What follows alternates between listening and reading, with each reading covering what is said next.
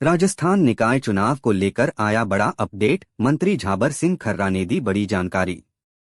जी हां, राजस्थान में होने वाले निकाय चुनाव को लेकर बड़ी जानकारी सामने आई है। निकाय चुनावों में 3 बच्चों की छूट से भी सरकार आगे बढ़ती नजर आ रही है। मंत्री झाबर सिंह खर्रा ने इसको लेकर बड़ी जानकारी दी है। नमस्कार, आप देख रहे हैं एमबी न्यूज जालोर। जयपुर। आगामी नगरीय निकाय चुनावों से पहले प्रत्याशियों की पात्रता से जुड़ी बच्चों की बाध्यता वाली शर्त में बड़ी राहत देने की तैयारी है। स्वायत्त शासन विभाग ने विधि विभाग को जो प्रस्ताव भेजा है, उसमें प्रत्याशी के बच्चों की अधिकतम संख्या तय करने की कोई बाध्यता नहीं रखी गई है। इसका सीधा मतलब है कि कितने भी बच्चे हों, चुनाव लड़ने पर कोई रोक नहीं होगी।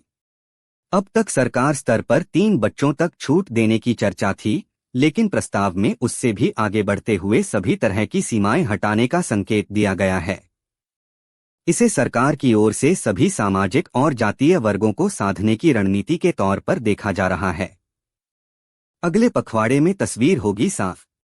सूत्रों के अनुसार अगले एक पखवाड़े में स्थिति पूरी तरह स्पष्ट हो जाएगी।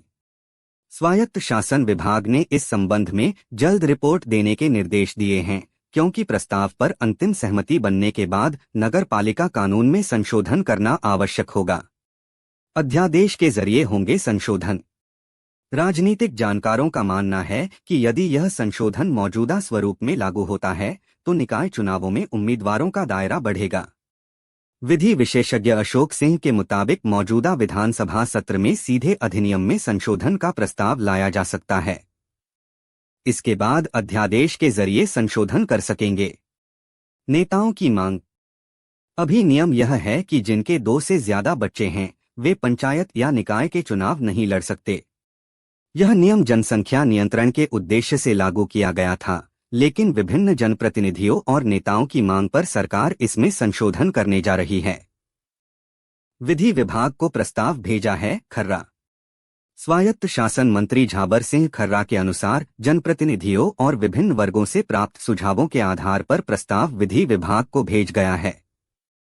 उद्देश्य यह है कि चुनाव प्रक्रिया अधिक समावेशी और समान अवसर देने वाली हो।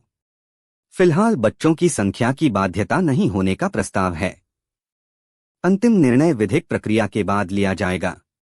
प्रदेश एवं अपने क्षेत्रीय खबरों के लिए एमबी न्यूज जालोर चैनल को सब्सक्राइब एवं शेयर जरूर करें। धन्यवाद।